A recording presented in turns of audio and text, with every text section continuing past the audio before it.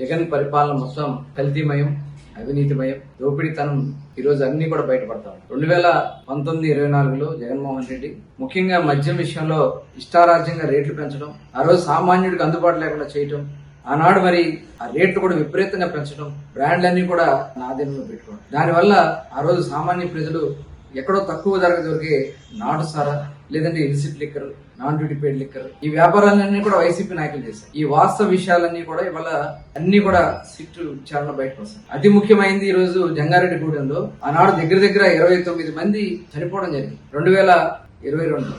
ఆనాడు మేమందరం కూడా, చంద్రబాబు నాయుడు గారు మేమందరం కూడా అక్కడికి వెళ్ళడం జరిగింది. చాలా పేద కుటుంబాలు, రోజువారీ తెచ్చుకుంటే గడవని కుటుంబాలు, చిన్న పిల్లలు. మరి ఆ రోజు నా కల్తీ మద్యం తాగి వాళ్ళందరూ కూడా చనిపోతే ఆనాడు మరి విచారణ కూడా లేదు, ఎవరి మీద చర్యలు తీసుకుంది లేదు. కానీ ఆనాడు ఏదైతే ఫోరెన్సిక్ ల్యాబ్ రిపోర్ట్ ప్రకారం వాళ్ళ సిట్ విచారణలో అది కల్తీ జరిగిందని చెప్పి, దానివల్లే వాళ్ళు చనిపోయారని చెప్పి వాళ్ళ రిపోర్ట్ బయటకు వచ్చిందంటే, ఆనాడు జగన్మోహన్ రెడ్డి మసిపూసి మారేడుకాయ చేసి ప్రజల్ని మభ్యపెట్టే కార్యక్రమాలు చేశారు.